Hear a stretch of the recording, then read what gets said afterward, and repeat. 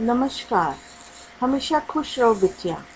I'm JVN Dr. Lily Trivedi and today I'm going to take the lecture of Jyoti Vidyapeeth Women's University students and the topic for today is soil pollution. Now what is soil pollution? Dumping of various types of materials, especially domestic and industrial waste, they cause soil pollution. Now what can be those domestic waste? It can be garbage, glass, plastic, metallic can, paper, fiber, cloth, container, paints, etc. Anything. They can also be leachate from the dumping sites and sewage tanks that are harmful and toxic and which pollute the soil. Now we will study more about soil pollution.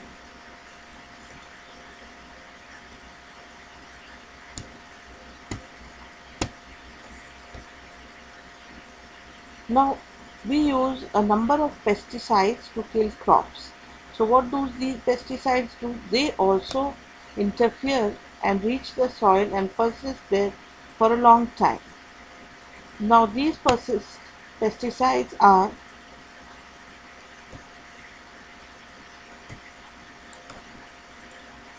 these pesticides are staying in the soil for a long time. Now we also have soil pollution from the industrial waste in the form of effluents.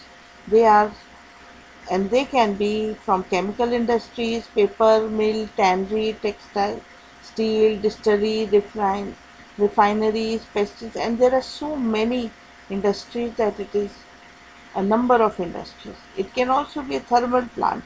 Now, what can be soil pollution from a thermal plant?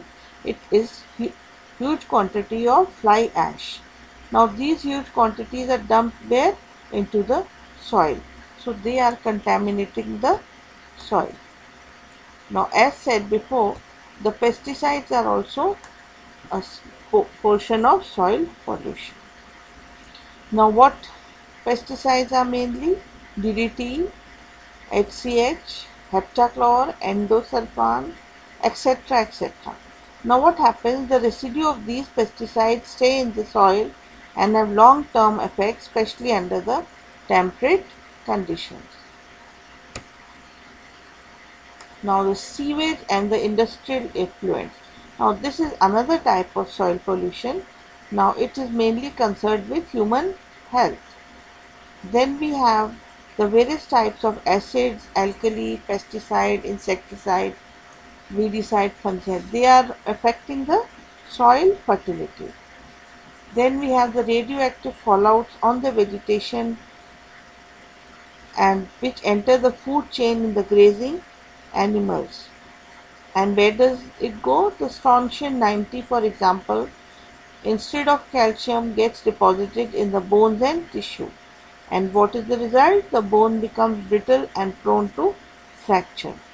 Another effect of soil pollution is eutrophication. Now what happens? The soil gets polluted with the excess of nitrogen and phosphorus from the fertilizer, and this reaches the nearby water bodies with the rains and the extra water running off. So this causes eutrophication. Now from the industrial waste we also have the organic and inorganic compounds that are the refractory and non-biodegradable. We have the industrial sludge that consists of heavy metals, toxic metals like mercury, lead, cadmium, arsenic. Now from the agrochemicals we have the pesticides and fertilizer. So these are all the sources of soil pollution. And from the human waste excreta there is pathogenic organism, bacteria, virus and intestinal worms. And from the radioactive substances there are isotopes of radium, uranium, thorium and cesium and many other elements. Now how can we control the soil pollution?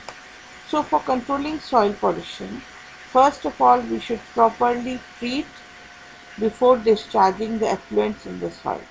Secondly, the solid waste should properly be collected and disposed by appropriate method. Third is from the waste There should be recovery of the useful products. Fourth, the biodegradable organic waste should be used for biogas generation. So we have biogas generation. Then fifth, the cattle should be used for methane generation, the cattle dung, and can be used in the biogas plants to produce inflammable methane gas. And last, we have microbial degradation also of biodegradable substances, and it is the scientific approach to reduce soil pollution. So students, I have taken my reference from this books, and I hope you are satisfied with my digital session. If you have any query, please comment in the comment section. I'll resolve it soon. This digital session was powered by 2.0 version of Jyoti Vidyapeeth Women's University. Thank you and namaste.